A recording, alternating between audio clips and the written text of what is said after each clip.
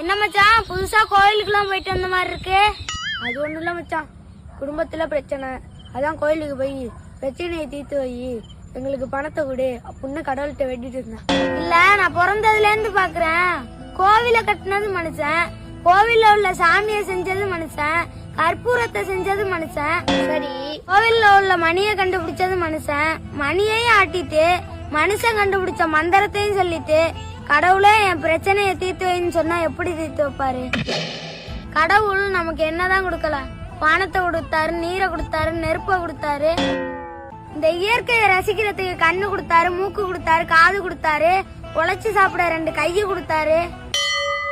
ஏதாச்சும் ஒரு பிரச்சனைனா அதை சமாளிக்கிறதுக்கு மூளையை கொடுத்துருக்காரு. அதை யூஸ் பண்ணாம கடவுள்கிட்ட போய் என் பிரச்சனையை தீர்த்து வை, எனக்கு பணத்தை கொடுன்னா கடவுள் என்ன பேங்கா வச்சு நடத்துறாரு? இல்ல, நான் தெரியாம தான் கேக்குறேன். 24 மணி நேரமும் கடவுளே நினைச்சுக்கிட்டு இருக்கிய, உனக்கு ஏதாவது முடியலைன்னா கடவுளா வந்து ஆஸ்பத்திரி கூட்டிட்டு போறாரு? இல்ல, நான் தான் எந்திரிச்சு போகணும். கோவிலுங்கிறது நிம்மதியை தேடி போற இடம், பணத்தையும் பிரச்சனையும் கேக்குற இடம் இல்ல. சரி மச்சான், மச்சான் உன்னை நல்லா தெரிஞ்சுக்கோ, கடவுள் பணத்தையும் பிரச்சனையும் சரி பண்ண மாட்டாரு, அதுக்குண்டான வழியை தான் காட்டுவாரு, அதை நீ தான் தேடிக்கணும், புரியுதா? நோட் பண்ணுங்கப்பா, பின்றாம்பா.